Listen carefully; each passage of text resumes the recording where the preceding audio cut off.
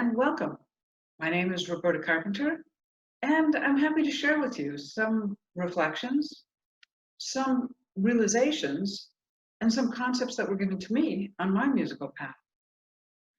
Gravity impacts our world and our days. When we breathe in, it inspires an exhale. When a ball is dropped, if it's inflated, it will rebound. In music, where the weight of the sound occurs or goes down, it implies that same inhale-exhale, the rebound, and begins to define notes, groups of notes, measures, gestures, phrases, large musical structure, and the elasticity with which we perform. If we contemplate how far down is the down in music and where does the up come from in the music, in our gesture, in our musical performance, our range and vocabulary of the weight in our music will expand. This is appropriate to instrumentalists, vocalists, conductors, and especially in ensembles, to be like-minded about how we execute this weight management. Once we understand where metric balance weight fits into the musical structure, how do we physically enable it in our music making? We'll revisit that question later in the video. In my lifetime, there were aha moments where I began to realize just how profoundly metric balance impacts virtually every note and every phrase that we play. In this video, I look forward to sharing the vision of it with you. Although some of the symbols we'll use in this video are light in character, what they represent in the music is profound. Know that for many years, the concepts were marked very simply, the slash or line of varying thickness to delineate the weights. The characters that you see have come more recently. From single notes to phrases to structural elements, metric balance provides an organizational perspective. Whatever your musical experience or performance level is, I ask that you step back from producing your music for a moment to fully absorb the metric balance concept as it underlies each note you'll perform.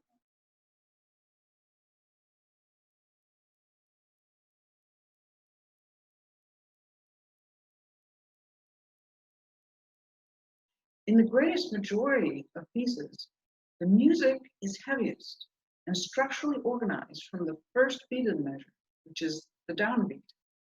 When a downbeat is heaviest, it means the other beats are lighter, unless a conceived dynamic, articulation, or harmony alters the natural progression.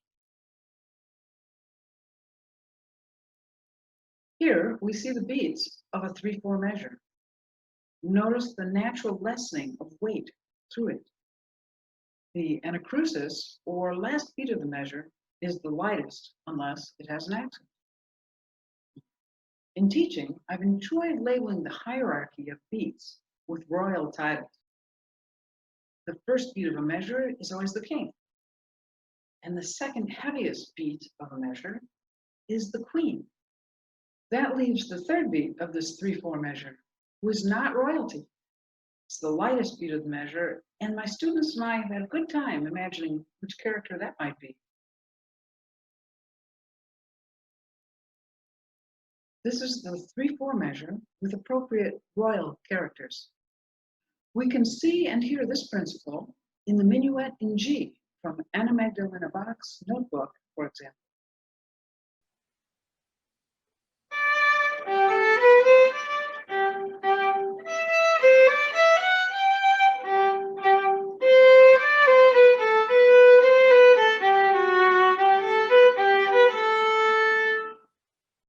And also in Tchaikovsky's Symphony No. 5, third movement, the waltz.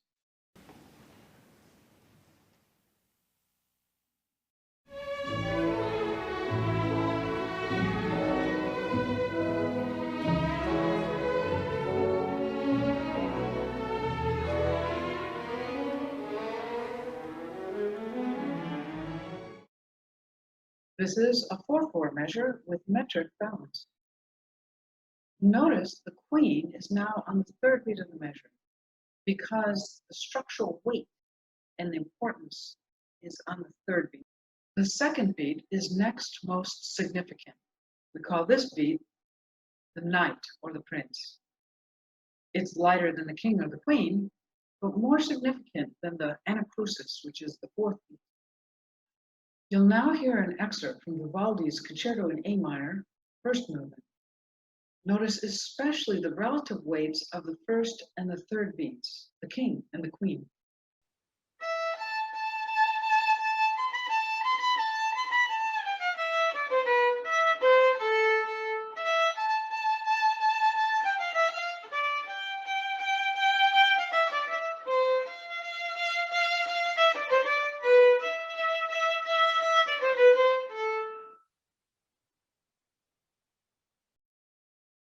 You can also hear the 4/4 metric balance structure of heaviest downbeat and the third beat being the second structural beat of the measure in the first movement of Dvorak's Serenade for strings.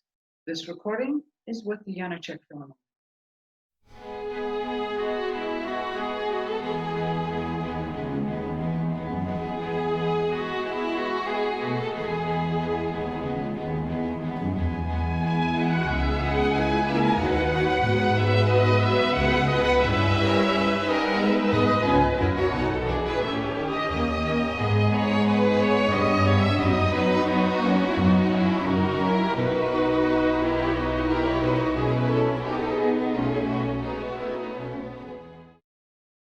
In a 6/8 measure, the second half of the measure is not the same weight as the first half.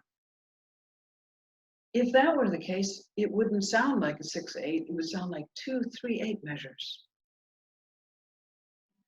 This image is a beautiful melody in 6/8 from the second movement of Brahms' Symphony No. 4. And the quaint opening of the second movement of Wolfgang Amadeus Mozart's Symphony No. 40 in G minor, which is also in 6/8. A note about 5 beat meters. When the subdivision is 3 + 2, the 3 is heavy and has a lot of rebound, and the 2 is lighter, it's a queen. When the subdivision of a 5 beat meter is 2 + 3, the up motion of the 3 becomes more significant. It must be to carry through the 3 beats. Its vitality does not overtake the king, but it is closer in weight and energy than in the 3 + 2 subdivision. Note that on the conducting demos, you're going to see the beat pattern sort of small, so it's focused for the zoom camera. This is a 5/8 meter with a 3 + 2 subdivision, the 3 being the king.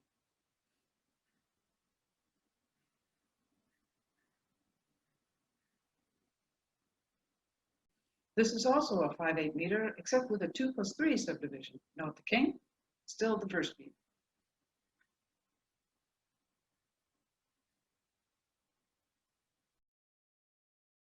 Each note has a beginning, middle, and end. Whether on an instrument, in a conductor's beat, or for a vocalist, any note can have, and likely does have, different weights in the duration of its tone. Pianists have a stronger beginning of each note. The piano tone fades after it was struck or played. A percussionist playing a mallet instrument generally has the weight at the front of their note. This is a wonderful visual for conductors who are contemplate what type of cue to give a mallet playing percussionist. A wind player must initiate air or breath to their instrument. Even if they're playing softly, there is a defining moment when their wind engages their instrument. This is the weight of tone we're contemplating. There are different natural consonances we begin notes with. A hard K or C k sound, for example, or a more gentle D da da da da sound. A long, heavy B sound, ba, or a short, rebounding T sound, ta ta ta, or a long but lighter W, wah sound. They all have varying weight. Articulation, for vocalists, string players, or any instrument, imply weight, and it's at the front of the note. How a conductor begins or prepares a beat can and should enable the types of note beginnings we just spoke of. Actually, that's the same for all instrumentalists. Observing the weight in our speaking patterns will give us opportunity to musically speak with that weight in our playing and performing. Violin is the instrument I've played, studied, and performed through my lifetime. It is especially well equipped to execute and demonstrate, both in sound and visually, the metric weight elasticity we're speaking of. Both the violin strings and bow have give in them. When we engage that variance correctly, the weight and expression of the music becomes much more vital and evident. Singers and wind players can also elicit that musical spring or buoyancy in their notes. Notice the recurve or smile shape in the violin bow. It will happily follow along that shape if it is allowed to. It creates a slight lightening of tone at the end of a note, which is appropriate to music of many eras because the tone production is usually heaviest at the beginning. I have a special notation symbol to identify this. It's a recurve or a slight smile shape. You can see this in the example of the Menuet that follows. This lifting of the tone is not specific to string playing. It's appropriate for musicians of all types.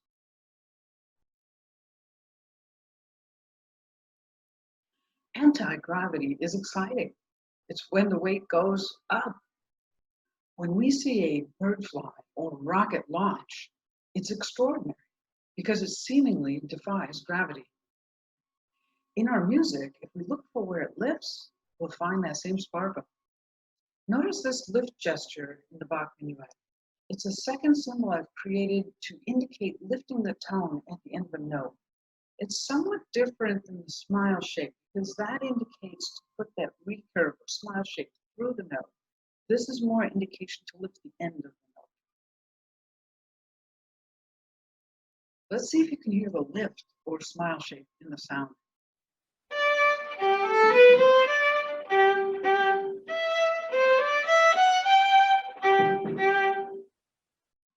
The sense of happy or sad can be implied with weight. Let's hear that same minuet with little or no lift.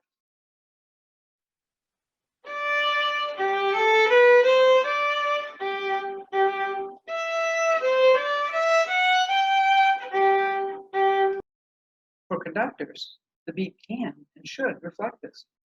Each beat, each ictus or point of sound has elasticity. Our baton and beat gesture needs to indicate to the musicians how much rebound or lift their notes should have. For string players, I'd have you consider the weighting of your upbow strokes, since the tip of the bow is lighter than the frog. There's a world of possibility and tendency there. Suffice it to say, if you're not considering its weight compared to downbow strokes, your bow is likely enjoying its freedom. When there is no elasticity in the sound, it has a likeness to mechanical sound or non-living sound. For example, think of an alarm that has gone off and it doesn't vary and it doesn't end. Your car alarm when it goes off at one time, your alarm in the morning, smoke alarms when they're testing them, right? School alarms. Or how about the sound of a machine? You know, it's constant. The highway is another one. You know, the sounds just keep going. There's some sort of loud, especially when you're in traffic. So we've all been there. This is a good moment to consider accents. Generally, a beat is considered down. There is certain weight on it. An accelerated down motion in a note creates an accent or emphasis in the weight of sound. If we put a strong up action on the beat, the implication for the weight is that it happens later, creating a syncopation. This is a normal 4/4 pattern. Note the weight on the ictus and the rebound of each beat.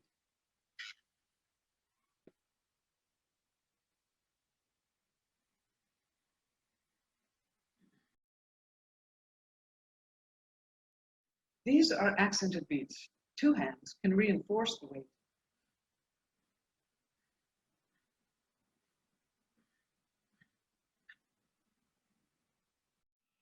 In your playing and singing, I'd encourage you to engage a bigger part of your physical system. In your breathing for wind players and singers, in your bow arm for string players, and in your regular arm for percussionists and pianists, to create that weight in your physical system, which then creates the weight in your playing and in your singing. Syncopations are similar to accents, but notice that the weight and the energy is up on the beats rather than down.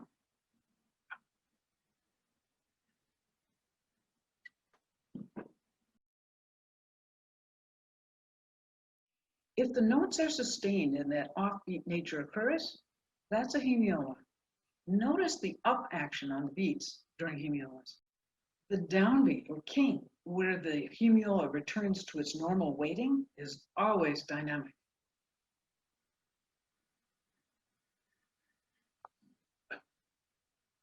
It feels like hemiolas are heavier than the other patterns we've done so far, after it starts until it releases at the next downbeat or the next king. See what you think about that. A special note about accents and sforzandi. The king is always king. If an accent occurs on any beat other than the downbeat in a measure, it metrically still is within the royal balance we examined earlier. We can look at the micromanagement of metric balance within the beat. If the weight is on the beginning of a beat that has 4/16 notes in it, the first one, unless they're modifying dynamics, implies a metric balance in the notes until the next beat. Even 2/8 notes are not equal. One is on the beat and the other one is not. Let's look at the Vivaldi A minor violin concerto one more time. If the weight is on the beginning of a beat that has 2/8 notes or 4/16 notes, the first one implies a shape in the other notes until the next beat. Let's hear what that sounds like.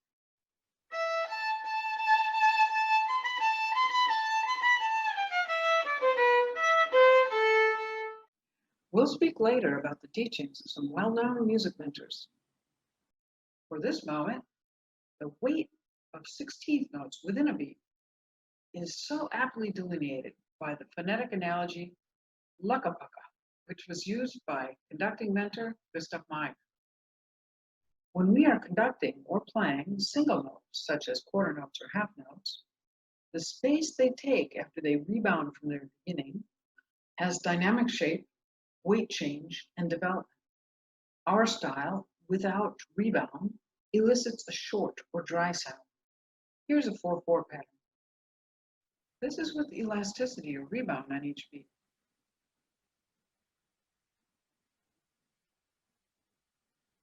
This is dry with very little rebound.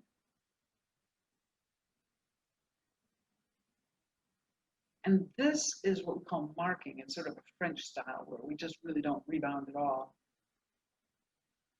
Be done very fast. We show duration of a note as a conductor and the weight concept in the same way as any musician sustaining a tone. After the beginning weight, the note lightens or has shape in some way. The amount of horizontal motion in the baton defines the length of the note and where the next note begins. These are long notes.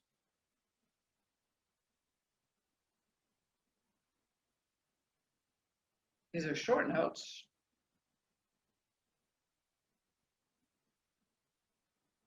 And these are completely legato.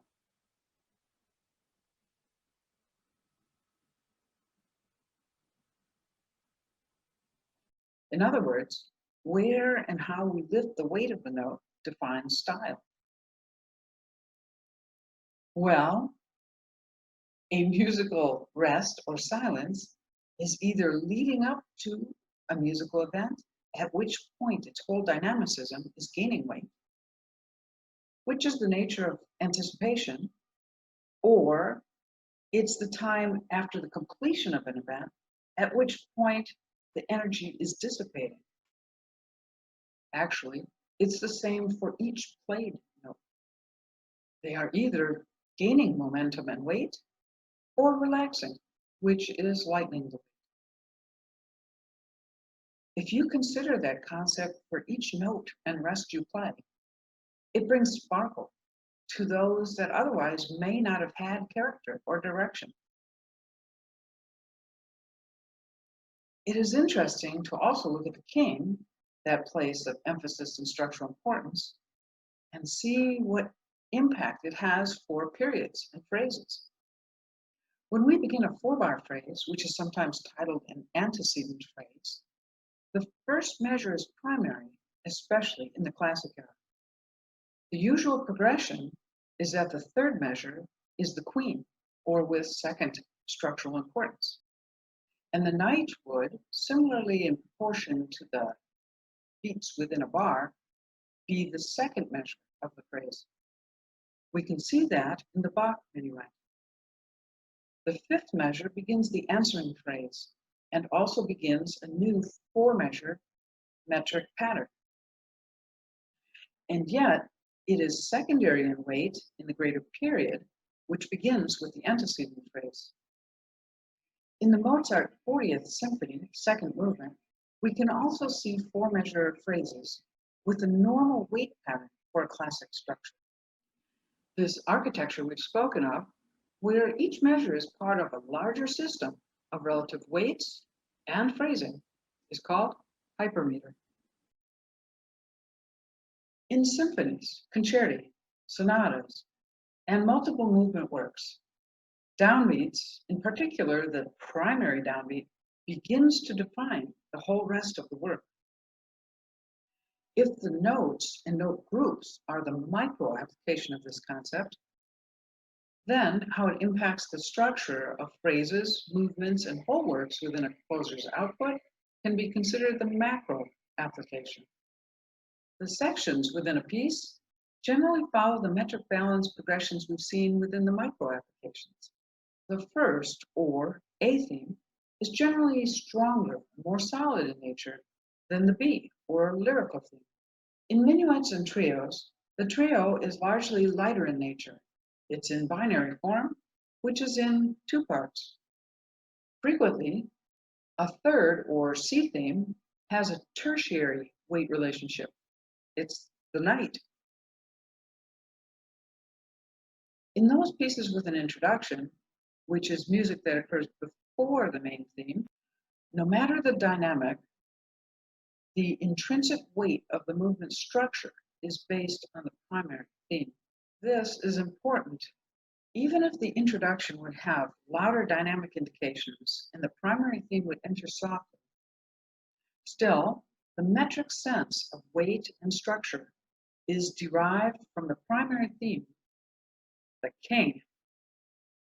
Similarly, with a coda, if the structural elements have already passed, it might be colorful, lively, and vivacious, but it likely is not royal. We can contemplate the codas in the first and fourth movements of Beethoven's Fifth Symphony, for example. Always the innovator, Beethoven put thematic weight in his codas. They are the exception.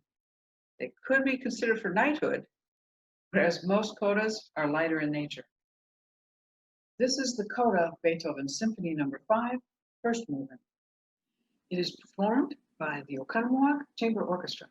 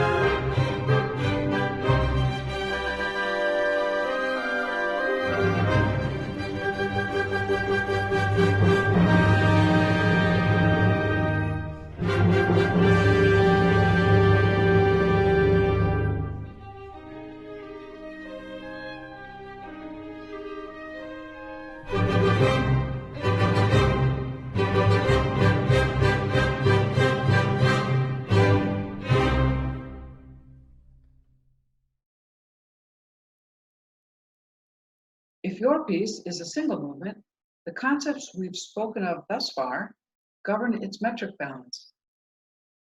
It's rare to find a larger structure with just 2 movements. 3-movement works are more common. Many times, the movements are composed with the pattern fast, slow, and then fast. Haydn, Mozart, and Johann Christian Bach help establish this pattern in symphonic music. It is found in instrumental music of many eras as well. Notice the first movement has the most weight in character and structure. Many times one finds a sonata form for the first movement. The other 2 frequently are dance movements or have binary structure. The sonata form is solid, has significant structure. It is the king in 3-movement pieces. In 4-movement pieces, the first movement is still most harmonically, developmentally, and thematically dense. Thus, you'll find it to be most weighty in the metric sense. Similarly to the 3-movement structure, it tends to be in sonata form and it tends to be fast. In traditional structure, we generally find movements in the fast, slow, minuet or scherzo, and light and lively movements such as a rondo or dance to complete the work. As in a single measure, the 3rd movement tends to be the queen, or the movement that has the 2nd primary metric weight. One other 4-movement structure tended to be in the order of slow, fast, slow, fast. Here we also see the grouping of 2 movements, rendering the 3rd movement to be the queen, as the fast movements are showy and less harmonically dense than the slow movements. We find this in the Baroque and early classic eras. J.S. Bach, in his solo sonatas and partitas, changed this order by placing very significant chaconnes and fugues in 4 parts for 1 solo violin on the 2nd movements of the pieces. There are several famous 5-movement structures, notably Beethoven's Symphony No. 6, the Pastoral. The last 3 movements are performed without pause, and so his structure of 2 movements plus 3 movements is something to consider. The king is the 1st movement, the queen is the 3rd.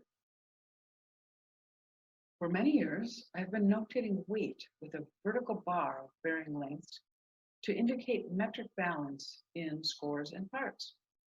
I've found the following measure indications helpful. They imply relative weight structure in addition to phrase beginnings and endings. Recently, we've identified several written symbols one might incorporate to identify the royal characters associated with the metric positions. One thing you can listen for in your everyday is the weight in the speech patterns you hear. The concept of flexing and placing weight in words, sentences, paragraphs, and complete thoughts is the same as in music. The more that we can hear it in the way human thought is expressed by voice, the more we can incorporate those weight inflections in our music. As one contemplates the nature of weight in the note, inner beat, measure, gesture, phrase, or paragraph, there could be and frequently are multiple and varied weight dynamics happening at the same time. What is most important is that you understand the concept that you can apply to the area of the music that you're looking at and working on. Dorothy DeLay, one of the legendary violin mentors in her day, had a very detailed Excel chart with the technical items and concepts she would checkmark for her students to incorporate after their lessons. This is a chart with the metric balance concepts that you can access at zmusicintl.com on the studio page.